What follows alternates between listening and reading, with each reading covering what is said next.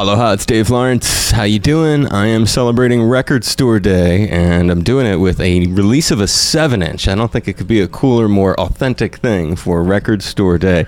Unless we had a full record, but it's in that mode at least. It's a record. I'm doing it with Poe and the 4Fathers. I'm at Hungry Ear Records in Kailua, and this is the band that Pearl Jam keyboardist Boom Gaspar has put together. I have Boom here with me. I have Kiliona Young, and I have Kauai Ho. And aloha, my brothers. Thank you. First of all, I guess, Boom, what's up, bro? Aloha, bro. Aloha.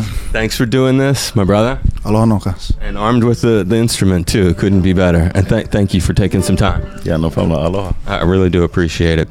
The 7-inch, it's Kingdom Come and Do Ya. Now, these are following the release of the same songs in February, right? That's when they became available online. People could download them and stuff. And it makes me think, because we're moving to a 7-inch, that's just because of this day, right? We're doing it because of this Record Store Day. Exactly. What was your first record?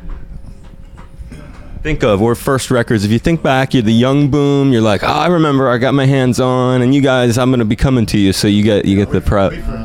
You get it? Simplicity. Simplicity. That was the first record. Yeah. Then I recorded with all different guys, but the single was in here. But yeah, one long Simplicity. Back when they had cassettes. Yeah. What was the first record you picked up when you were young, like hitting the record stores? The first one that I remember is Poi Dog with Crabs, Rap and all of that. Yeah. How about you? Andy Bumatai, actually. That's my boy. I'm going to tell him that. What record I picked up first?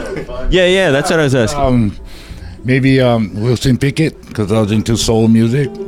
This is like, how old? 7, 8, 9? Wilson Pickett, Sam and Dave, they was 60, 65. Wow, dating taking us way back there. The young, were you? I was like in intermediate school. Yeah, I was gonna say, it's like that's before Kailua High. Yeah, before Kailua High. What makes vinyl special to you? Is there something about do you still play records in your own home? And what makes a record special to you?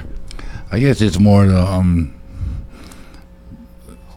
from when I was born, that's all they had. We had 45s until the album came out. So I guess it's like retro for me, and it's a good fresh feeling for the music industry now, I think. To me, the same thing with you know, when you're young and the first music that you hear, all of that, so you get that warm feeling. Huh? Yeah, it is the analog sound, and also records just have that. Memories of childhood, kind of.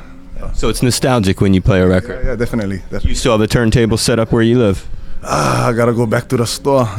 No, I don't have one either, too. Say again? Yeah, because they cut the supplies that come with them. They're a little tricky. Yeah. And do you have a record player set up anywhere in your life? Do you have a turntable still operating? Not now. It's crazy, huh? You're putting one out. We're like sitting here talking about the release of one, and nobody's got one. When was the last time you actually had one in your life? Oh, must have been when I lived in Kailua, actually. That was, I cannot say how far back that was. Only Boom is going to date himself today with that.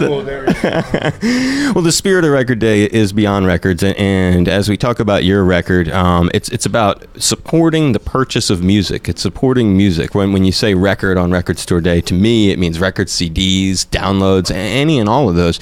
And as we head into the future, do you think that we're going to be at a point where you won't even be able to get physical items? Does it seem like it's going away from that, where someday it'll be just like a download-only kind of world? Well, it seems headed that way, but, like old cars, people still have them. And then like the Challengers and the Charger come back is what you're saying. Like that's sort of what could keep records and CDs alive.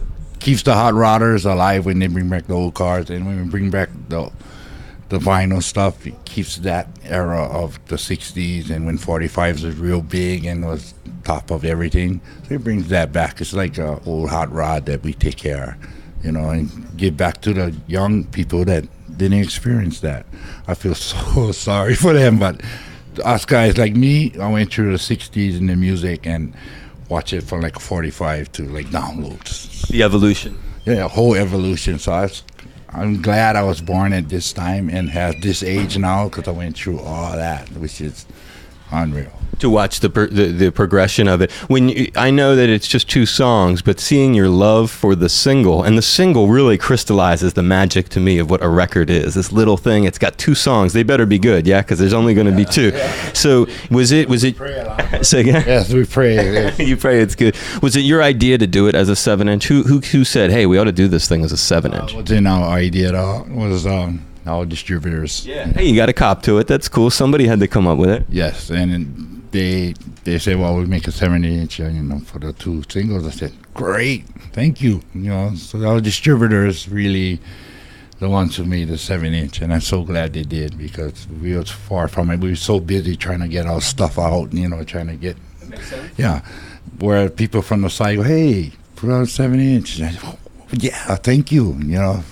I think some of the greatest projects that we all love in music were collaborative things, where not just the artist came up with it. The manager might have said, the record chain guy. I mean, a lot of people can come with good ideas. So that's cool. You give props to them. And think about these lyrics. Who wrote the lyrics to Kingdom Come? One of you. You wrote the lyrics to that. All right. I'm curious about this. I'm gonna read just a couple of these. Right. I just took a couple of them. I wanted to hear. And this is one of the 2 songs. This is the A side. Yeah. Yeah. Okay, so this is the A side, and one of the lyrics is, you say, "Walking the roads my father walked, because he got burned in the melting pot." In other words, I'll never trade my soul for the things I want, and so I might have to wait till the kingdom come. Explain the kingdom come. What is the kingdom come that you're referring to? Is it the Hawaiian kingdom? Hawaiian kingdom, heavenly kingdom. There's a kingdom every time I go home when I drive up the mountain, So the things that you receive, that, you appreciate and you have kuli honor over, that's your kingdom already, but,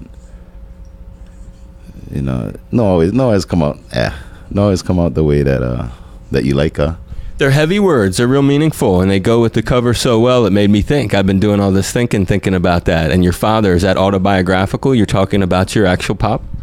Yeah, no, that first part came when I was in Waipio, where my father's from, the kalo farmer over there. And since me and my brother moved back to the Big Island, we go Waipio, but we cannot really go to Tutu's house and go check her out, or go see where's the spot where my dad used to pull weeds, or where they used to malama and things like that, where they used to fish, because it's all different now. Get 4x4 trucks driving up the rivers over there, Waipio, if you go now. So that's the thing. It's a sad thing. It's a happy thing, because we go back and you still feel the connection to the Aina and our kupuna over there. But, can physically go and just like pili with the things that, that our kupuna used to do, and that's the thing. So now the lo'is, that's just a thing for either for people to come, tourists come see, or for education, which is a great thing. But, before I used to feed the people. So we can go over there and put our hands in that anymore, and that's what I mean about the lo'i got burned in the melting pot.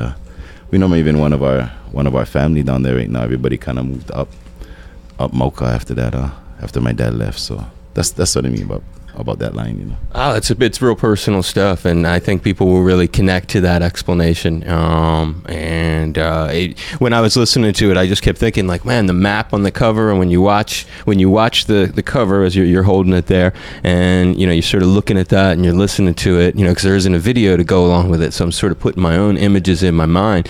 So that was a place that you spent a lot of time when you were young?